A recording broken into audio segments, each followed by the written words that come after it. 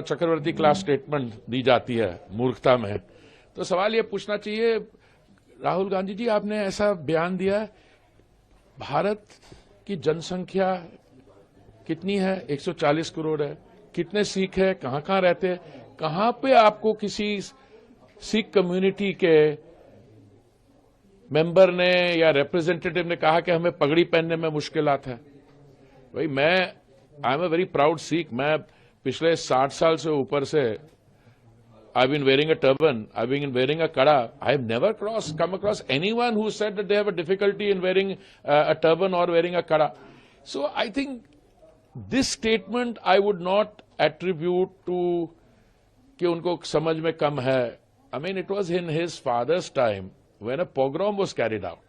3,000 हमारी community के लोग in cold blood they were killed. In the grandmother's time, दरबार साहब पे हमला हुआ था।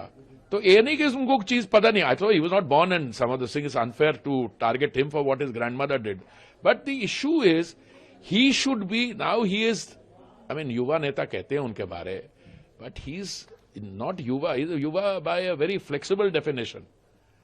You understand, he is been in politics long enough, so he should realise that if you are outside the country, even with in the country, you make a statement like this, even within the country you will be laughed at.